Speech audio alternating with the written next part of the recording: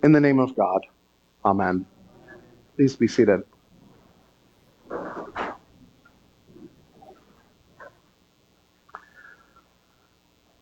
I am not a visual artist. I am creative in a lot of ways, but one of the quickest ways to send a chill down my spine is to put me in a situation where I am expected to create something visual. And being a priest, I find myself in that kind of situation more often than I'd like. The way we in the field of religious study and practice deal in the ineffable, it lends itself to pursuits of creative expression.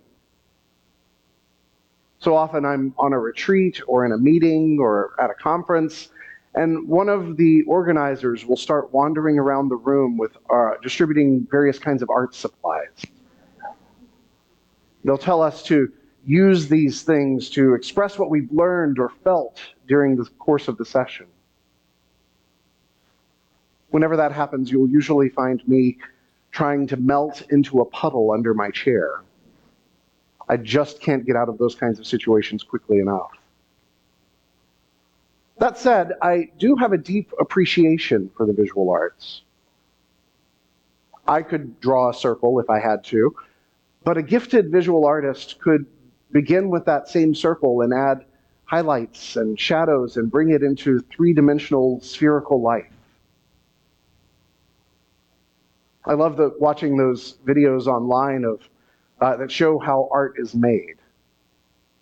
A few seemingly random dots of color on a canvas are then pulled and manipulated into some glorious creation. That's what I admire, the ability of the artist to see the potential for something among its parts before it's been revealed to the average eye. The essence of the goal, of the final product, is present from the start. But before the artist begins, it's obscured by disorganization. Over the past few weeks, the stories of the Gospels that we've been reading have been about Jesus calling the disciples. Stories of the artist gathering supplies. Each on his own doesn't seem to amount to much. Laborers and unsophisticated rural folk. But the artist can see the potential within the raw materials.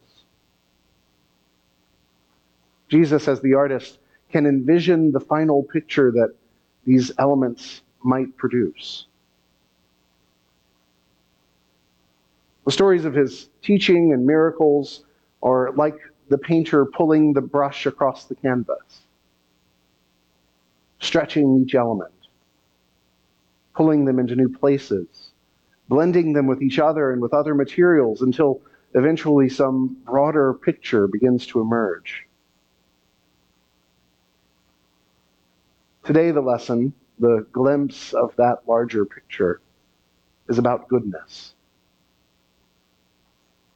You are the salt of the earth, Jesus says. You are the light of the world, he declares.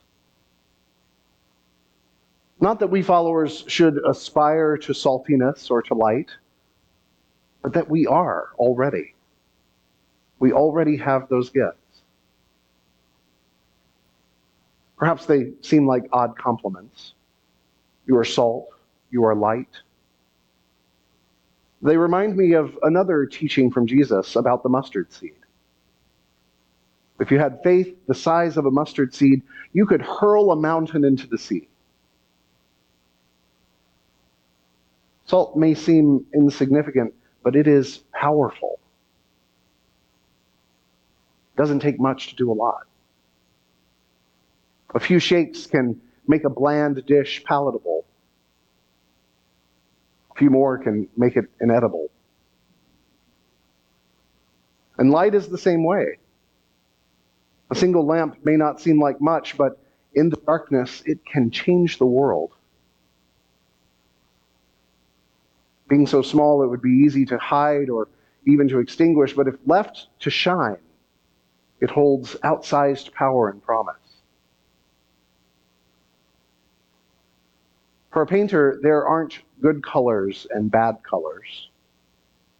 There are certainly some that tend to work better together than others, but every painting needs contrast. A light and airy field of flowers still needs browns and blacks for definition and depth. A rainy midnight alleyway still needs points highlighted to give it shape and meaning. Jesus said, "Do not think that I have come to abolish the law or the prophets. I have come not to abolish, but to fulfill." The laws of old were not meant to hold humanity back, but to raise us up, to lift up and honor our essential goodness. And our tradition teaches us that as God made each of the elements of creation, each one was declared to be good. God made everything. God made everything good. Who are we to say otherwise? Moreover, God made everyone. God made you. God made you good. Who is any of us, even you, to say otherwise? God made you good, and every true thing about faith from its beginning has been about trying to lift up that goodness in you, to empower it for greatness. The goodness is already there. It's already essential to your creation. It is the baseline. There's certainly been times when the structures of our tradition have fallen short of that ideal of honoring goodness. But when we have been closest to God, we've been seeing and honoring the goodness of God's creation. And that's our goal. To stay close to God. To keep looking for that essential goodness that God has made for us. It's not about making good or becoming good. We already are. That's how we were made. God, our creator, the painter, is only trying to pull us and to blend our goodness with the goodness of others and to shape us into something that God alone can see. It's being revealed, but it is beyond our view.